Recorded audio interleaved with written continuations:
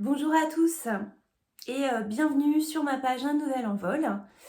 Ça fait très longtemps que je veux faire cette vidéo et je suis vraiment ravie de la faire aujourd'hui. Ça fait presque un an que je suis partie aux Philippines puisque c'était en avril 2023, le 15 avril 2023 exactement, et nous sommes le 15 février 2024. Il n'y a pas de hasard, mais en tout cas, sachez que vraiment, voilà, pendant toute cette dernière année, j'ai beaucoup pensé à tous vos attentions, vos messages, ça m'a beaucoup touchée.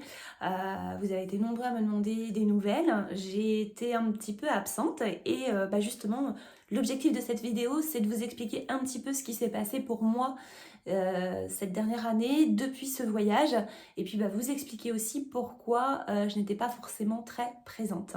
En tout cas, moi je suis ravie de faire cette vidéo aujourd'hui, de vous raconter un petit peu mon histoire et mon parcours depuis l'année dernière et depuis ce voyage. Et du coup de vous dire un petit peu donc ce qui s'est passé pour moi. Voilà. Alors pour vous faire un petit rappel sur mon histoire, j'avais fait une interview avec Nathalie Balassé sur le sujet. Cela fait quelques années maintenant que j'ai eu un premier diagnostic de cancer du sein qui ensuite a été diagnostiqué un petit peu plus tard avec des métastases. Donc un premier diagnostic que j'ai eu il y a quelques années maintenant et qui a évolué au fil des années et au fil des traitements, puisque j'ai eu plusieurs traitements allopathiques principalement, et les traitements n'agissaient plus comme il fallait sur la maladie. Donc j'ai eu tout un parcours, voilà, je vous invite à regarder l'interview qui est sur mon compte YouTube. Donc en début de l'année 2023, on m'avait proposé encore une fois un autre traitement que j'ai refusé puisque je ne le sentais pas tout simplement par rapport à mon état de fatigue, et j'ai eu l'opportunité de faire ce fameux voyage aux Philippines avec ce guérisseur, où j'ai pu vous donner de mes nouvelles chaque jour avec les soins que j'ai fait avec ce guérisseur, comment j'ai vécu ce voyage, etc. Donc je vous invite aussi à regarder les autres vidéos. Et là vraiment le but de cette vidéo, c'était de vous dire ce qui s'est passé après et l'après voyage. Donc moi quand je suis rentrée, c'était début du mois de mai. Et quand je suis rentrée, en fait, déjà j'avais le décalage horaire, j'avais eu tout ce voyage, les soins du guérisseur, donc je vous avoue que j'étais très fatiguée. Voilà, mon corps était fatigué, était épuisé. J'avais enchaîné, mine de rien, pas mal de traitements déjà chimiques assez lourds. Et quand je suis rentrée, c'est vrai que plus le voyage, plus le climat aussi, qui était différent là-bas, il faisait très chaud, très lourd, humide. Les soins que j'ai eus chaque jour, voilà, tout ça m'a quand même assez fatiguée. Donc quand je suis rentrée, j'ai fait vraiment une grosse pause et je me suis beaucoup reposée. Mais par contre, quand je suis rentrée du voyage, j'avais une confiance et une foi vraiment inébranlable dans ma guérison et j'étais totalement confiante pour la suite. Mais il y avait une réalité physique qui était là, qui était que mon corps était quand même fatigué. Le guérisseur a surtout travaillé au niveau du karma, c'est-à-dire tout ce qui est transgénérationnel, tout ce qui est au niveau de l'âme, c'était vraiment sa spécialité. Donc tous les soins étaient tournés autour de ça. Et c'était vraiment pour enlever tout ce qui est blocage énergétique, tout ce qui est blocage au niveau schéma répétitif, des blocages qu'on peut avoir pour avancer dans la vie, et aussi qui auraient pu, à un moment donné, au niveau émotionnel, engager cette maladie. On le sait aujourd'hui, le cancer ou même toutes les maladies, ce sont des causes multifactorielles, que ce soit l'hygiène de vie, le stress, l'alimentation. Il peut y avoir plein de choses autour de ça. Et lui avait vraiment travaillé au niveau de l'âme. Voilà. Eux, ce sont leurs croyances et leur culture aussi là-bas.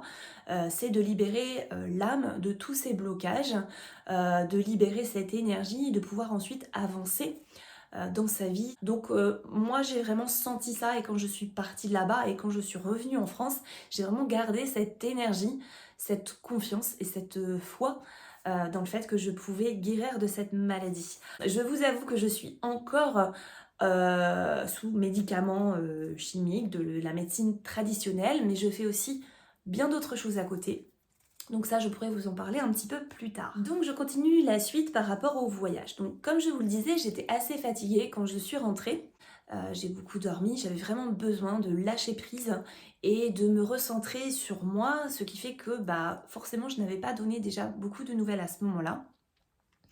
Par contre, j'ai eu aussi quelques complications et notamment au niveau du foie. Il fallait faire quelque chose, il fallait notamment prendre une décision, donc j'ai refait un rendez-vous avec mes médecins à l'époque, qui me reproposaient un autre traitement, qui était encore un traitement très lourd, que j'ai refusé à nouveau, puisque clairement je sentais que je n'avais pas du tout l'énergie pour pouvoir le faire. Donc j'ai refusé ce traitement à nouveau et j'ai eu la chance d'avoir d'autres contacts où j'ai pu exposer mon cas et j'ai pu avoir d'autres conseils par rapport au suivi de la maladie et par rapport à cette urgence que je devais traiter au niveau de mon foie. Donc ce qui s'est passé, c'est que je suis allée dans une clinique en région parisienne où j'ai eu une autre écoute et j'ai pu avoir un traitement personnalisé. Alors j'ai repris à nouveau des médicaments puisqu'il y avait une certaine urgence à gérer. Et j'ai été en clinique pendant 1 mois et demi. Je suis sortie la fin du mois de juillet 2023.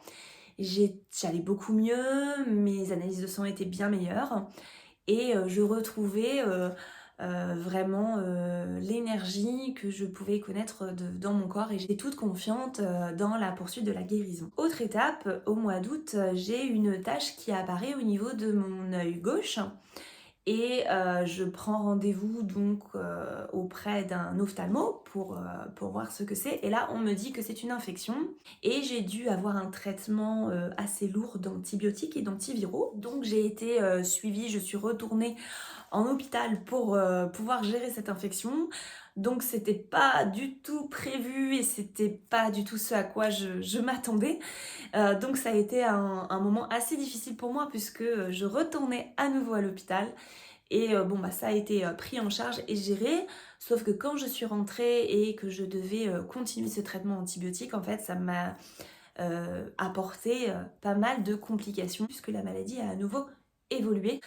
Donc il a fallu que je retourne dans cette clinique parisienne et j'ai dû à nouveau changer de traitement. Donc la fin d'année dernière a été à nouveau compliquée. Donc je vous parle de ça, c'était il y a 3 mois où j'étais à nouveau très fatiguée. J'ai dû aussi me recentrer à nouveau sur moi, vraiment me reposer beaucoup. Ça m'a permis de reprendre de l'énergie et j'avais vraiment ce besoin de me recentrer, de rester au calme. Donc c'est aussi pour ça que je n'avais pas donné de nouvelles à ce moment-là. Le temps vraiment de retrouver cette énergie. Et pour la suite, qu'est-ce qui se passe pour moi aujourd'hui?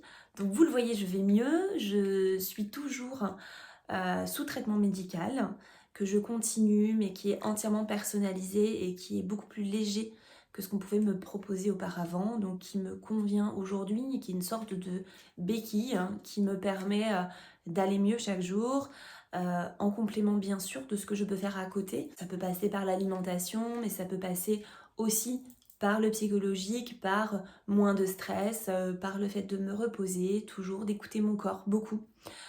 C'est vraiment ce que j'ai appris aussi, c'est écouter mon corps, écouter mon niveau de fatigue. Ça me tenait quand même vraiment à cœur de faire cette vidéo, de vous donner de mes nouvelles. Voilà, ça fait presque 1 an maintenant, ça a été long et ça a été rapide en même temps. Je vous remercie encore une fois vraiment beaucoup pour tout ce que vous m'avez apporté comme soutien, le fait d'avoir participé à la campagne, le fait de m'avoir soutenu par vos messages, par vos attentions, le fait de me demander des nouvelles encore aujourd'hui, ça me touche énormément. Je vous envoie beaucoup d'amour et d'énergie positive en réponse à tout ce que vous m'avez apporté. J'espère vous donner quelques réponses aux quelques questions que vous auriez eues par rapport à ce voyage et par rapport à ce qui m'est arrivé par la suite. N'hésitez pas à m'écrire si vous le souhaitez ou à me contacter, je serai ravie de vous répondre. En ce qui concerne les Philippines, je ne regrette absolument pas mon voyage, ça m'a apporté des choses vraiment complémentaires à ce que j'ai fait par la suite. Aujourd'hui, j'ai un objectif de transmettre aussi ce qui m'est arrivé. Et si je peux inspirer aussi d'autres personnes, et ben ce sera déjà ça de gagner pour moi. Voilà, donc je termine cette vidéo par vous souhaiter une très belle journée. Je vous dis à très bientôt et surtout prenez bien soin de vous. Bye!